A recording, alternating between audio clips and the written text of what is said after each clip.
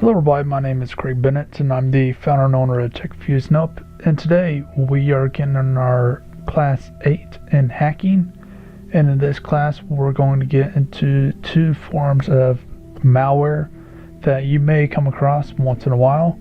These are spyware and adware. Now real quick, I do actually have a video on how to get rid of some adware on a OS X, which is the operating system for Macintosh, and I suggest that you check that out and just go to my channel, and it's actually pretty popular right now. But as far as if you're wondering how to get rid of it, I'm going to tell you right now, try to use a trusted service like Avast. I know some people like Northern. There's a couple other things. But anyways, as far as right now, this is going to be a theoretical class. This is not going to show you how to make this stuff. It's just going to show you the mindset of the hacker, and we're going to get into some methods on how to remove this stuff. But anyways, let me play some personal advertisements so you can figure out how to better support my channel, in case if you want to help me make it grow much faster and much more than I can do just on my own. Thanks for sticking around during this transition. Now, if you want to help me out at all, either by financial or other means, then feel free to click the Patreon button to go to my Patreon campaign, and that way you can donate there and check out what I plan to do with money. Or you can click the PayPal button and you can donate there. You can either donate one time there or do a monthly recurrence. And lastly, if you don't want to help out with money, either because you just don't have it or whatever it is, then feel free to share this video and share my other videos. And please check out the top button to go to my main channel. But anyways, hope that you like this video, and let's bring it back to the actual video. Welcome back. Now, as far as adware and spyware, they're very similar in many ways, but they're also dissimilar. So as far as adware and spyware, you can get it on your computer by installing it on your computer. You can get it through some type of peer-to-peer. You can get it through, you pretty much just gotta install it. Let's get down to it. You gotta install it. Now, you can install it through updates. You can install it through actually installing it. It could be a plugin on your browser. There's many ways it can install on your computer, but generally you have to install it. You can lower the risk of you installing it is if you use trusted sites. This doesn't mean like a little icon that says trusted. No, that's bullcrap. Do you really trust that site? Because you're using it. Is the service trusted service, or whatever? And if you gotta have it, then that's one thing. But is it a trusted deal? And as far as things goes, I'll also tell you not to trust anyone. But the truth of the matter is it a trusted deal? But as far as things goes, when it comes up and asks you to use the recommended installation or to customize it, what do? Do you select the recommendation, or do you customize your installation? You need to hit the customize, because you can actually avoid installing adware. Basically, 9 times out of 10, you'll see people hit the recommended, or just click next, whatever's easier, and they will accidentally install adware or spyware. 9 times out of 10, it's a toolbar on their actual internet browser. The reason why the hackers tend to use toolbars more than anything else is, in order to use the toolbar on a browser, you need to have internet access, so it guarantees that the thing will have internet access. Because here's the deal: if the coder is coding the adware, spyware is a little bit different, so keep that in mind. If the coder is coding the adware, basically with adware, a advertisement pop-up comes up these are either standalone application or deal with the plugin with the browser. These are not website pop-ups, very different. I'll get into that in a bit. But if the coder does not know what they're doing, then you will get a blank thing that pops up, and that's suspicious as all out. So that's a huge thing to keep in mind. But as far as things goes, you have to install it. Now, many times what happens is you install it and it's a download application. But again, it could be a plugin or it can be a something else. Now, as far as things goes, you can also scan your download file, and after you install it, scan the entire thing. And if the thing detects a signature, it will tell you if there's adware or spyware there. And also things with AVAS, I've had a lot of luck with AVAS. If you use something like AVAS or some type of other service, there might be better services out there. They can also scan your plugins on your browsers. So as far as the spyware and adware, it is required for it to start up, to execute the file in order for it to work.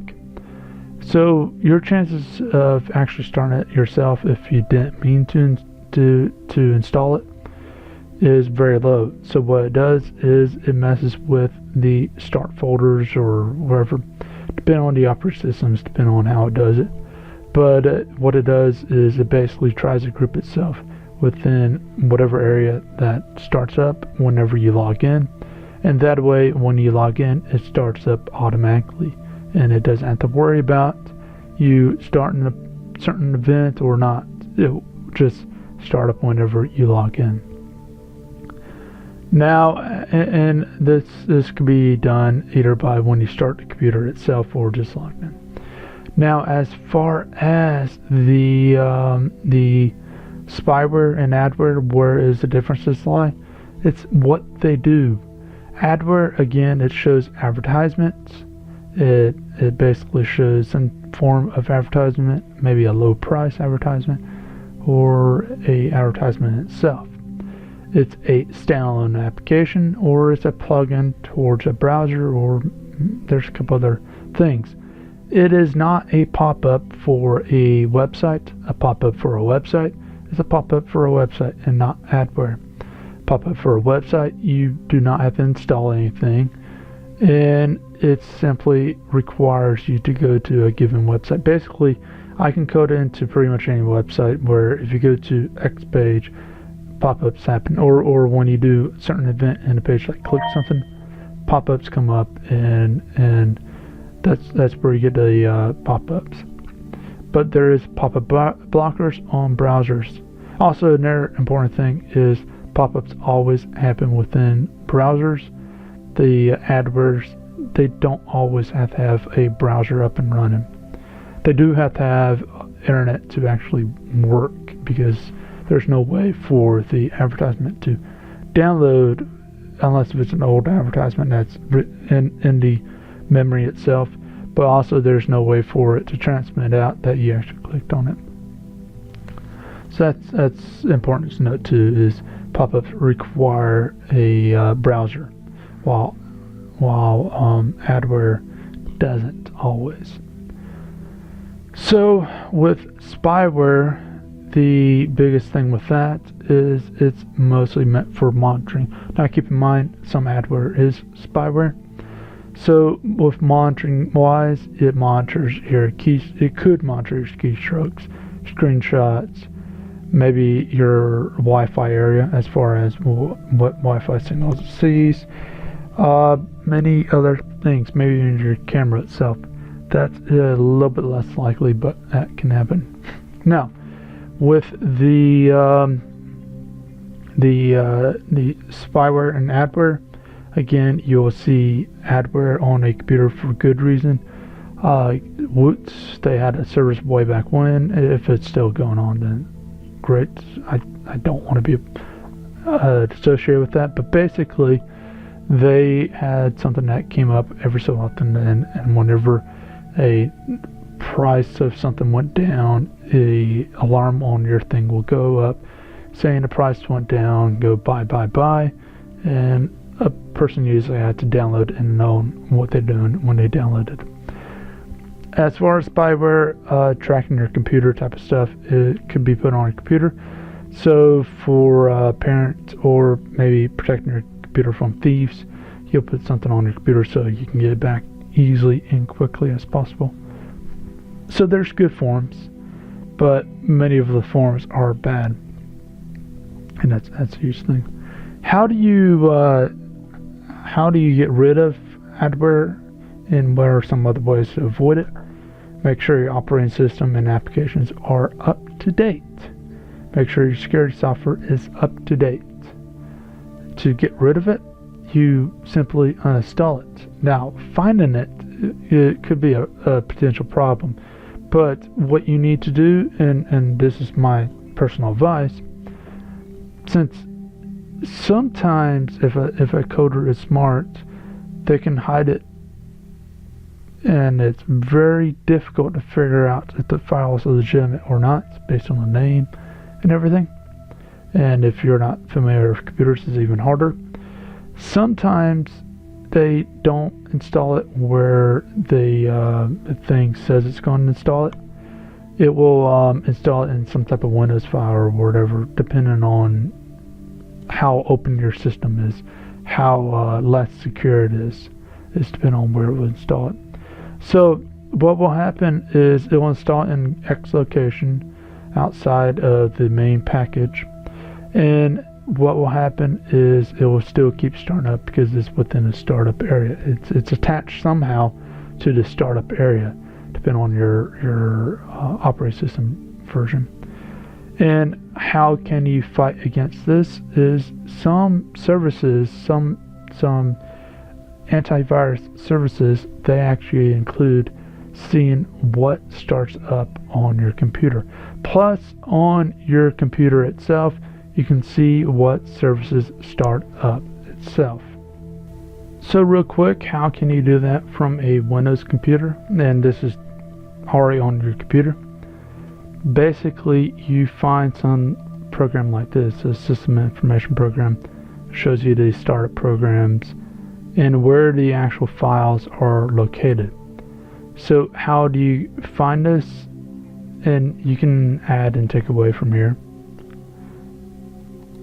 You go to the Start area, All Programs, Administrator Tools, and System Information. Give it a second or two to load up. Now that it's loaded up, go down to Software Environment and Startup Programs. Give it a second or two, and it will show you what starts up. Some of this may, in fact, whenever you buy a computer, I advise you to go here because you can get, depending on who you bought from, especially if it's used, you can get a bunch of bloatware. Some of it could be spyware, adware, and stuff like that. Go in here and look at what starts up. And this will tell you whenever your computer starts up. There you go. You can also go into the Administrator Tools, Task Scheduler. Give it a second or two. And within here, you can see the scheduled task. In fact, if you wanted to, you can start something. So, for example, I have something in here called Start To, and it shows me some tasks up here. Down here, it shows me all the things that for this particular task. Triggers, so log on, actions, start these programs, and then conditions, history, and so on and so on. And in fact, I made this particular one. You can actually create them through over here. I'm not going to get to that in this video, but basically this shows you what also could potentially start up. because as you see here, it says with Google Updates, it says a description. I obviously didn't make this myself. This probably has to deal with the Chrome. It says some information there, but it says right here when it triggers, so 7:54 every day, the next runtime, last runtime, and the last results, and the author. And again, since I didn't make this, this is a program that I installed, chances are it's the Chrome. Like this is probably iTunes or the Apple update thing. So why would a hacker want to put this on your computer? It's simply for money. It's money, money, money. Your eyes, again, with adware, your eyes are very valuable. Even if you don't click on the advertisements, you still are making them some money. And everything that you see is very valuable. Your bank statements, so spyware was, your bank statements, your passwords, your emails, all your little things, how you surf the internet. Because what they can do is, even though if they don't get into your banking, even though if they don't get in this, they don't get in that, they can sell your surfing habits to advertisement companies. They can say, this Joe Blow at this IP address or this email address likes to go here, here, here, here, and companies pay pretty big bucks for that. Now, that's also something to keep in mind is on some websites, they actually do that type of stuff. We don't do it in Tech Reviews and Help, and there's a huge reason why we won't, and mostly has to deal with legal. So another thing is again, some spyware, it can allow the hacker to use your computer as a proxy. Again, this is basically making it where the hacker can use your computer as the end result. So whenever they're doing something on the internet, they go through the internet, go down, go through your computer, and goes out to the internet. They hack a bank, it goes back, they trace it to your computer, they erase all traces that they ever took over your computer, and there's no proof to keep you out of jail or shot, depending on your country. That's also very important. Many people have been in trouble for that, and that's a huge thing that happens once in a while. You'll find it on the news once in a while. But as far as things goes, the other thing is some companies, they pay other companies for data space. Maybe they got some major calculations to do, I don't know, let's say weather or science or whatever it may be. They don't ask questions. They don't ask questions, where's the servers? They don't ask questions. They might ask where's the servers, but they don't ask questions on all the little finite details. They don't care. They want to know how much it costs and the end result, how long it's going to take to get the end result. So the data center, they might have a server, and they might say, hey, well, we got servers and it happens here. But the truth of the matter is they might have one or two servers, and then so they're all in right saying the truth, but they also probably have something on all these other people's computers, and that is sharing some of the workload. That happens less. What you will see more is organizations like Anonymous, they will actually ask people to download certain software, certain stuff on their computer to overtake their computer to cause DDoS attacks on servers and stuff. And in return, it could be used as proxies and spyware and all the other bad stuff. And again, your banking account is one thing that some of them are looking for. So lastly, again, I'm going to reiterate it, how to get rid of it, how to detect it. Get a great software, get a great security software like Avast. Northern's alright. There's a couple others out there. Some may get better over time, some may get worse over time. So it's up to you on what you feel to be worthwhile. But get a great security software, scan the stuff when you download it, scan stuff after you install it. If you scan it during the installation process, better. But the important thing is to have it where it detects every little bit on your computer. Do full high sensitivity scans and do them often. If you can do it multiple times a day, do it. Especially if you got your computer on all the time. But if you only have a computer like very short amount of times, once a day might be just fine. Also, keep in mind what you're installing. Make sure that your operating system, applications, and security tools are up to date. In other words, you can easily get some very bad things. And also keep in mind the actual updates that are coming across. You might want to, other than your operating system, in many cases, you might want to make it where it doesn't automatically install the update unless if it's your actual security software and it is very trusted. So if it's something like Java, something like some type of program, I probably wouldn't have that automatically installing the update. Maybe download, but not install it. But anyways, this has been Craig Bennett, the founder and owner of TechViews, and I hope that you found this video very helpful. And if you do have any questions, then please feel free to leave that in the comment section. I'll try to get back to it as quickly as possible.